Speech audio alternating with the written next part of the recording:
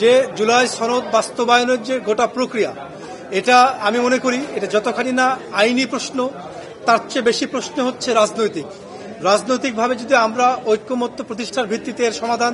করতে না পারি, তাহলে এই পুরো ঐক্যমত্য কমিশনের যত প্রয়াস আছে এটা ব্যর্থতায় পর্যবসিত হবে। এই জন্য রাজনৈতিক দল এবং অংশীজন যারা আমরা এই ঐক্যমত্য প্রতিষ্ঠার জন্য কাজ করে যাচ্ছি, আমাদের সবাইকে অনুধাবন করতে হবে যে জুলাইয়ের আকাঙ্ক্ষা বাস্তবায়নের জন্য ঐক্যমত্য প্রতিষ্ঠার কোনো বিকল্প নেই। এই জন্যই বলছি যে এটা যতখানি না আইনগত প্রশ্ন, তার চেয়ে বেশি সেটা হচ্ছে গণভোটের আয়োজন। যদিও আর্টিকেল 106 এর মাধ্যমে আমরা কি অ্যাপেলেট ডিভিশনের কাছ থেকে আমরা ওপিনিয়ন চাইবো কিনা এটা নিয়ে মতপার্থক্য আছে, কিন্তু একটা বড় অর্জন হলো সবগুলো রাজনৈতিক দল এই জায়গায় একমত হয়েছে যে একটা ইলেকশন ডেটের দিনে একটা গণভোটের আয়োজন করা যেতে পারে।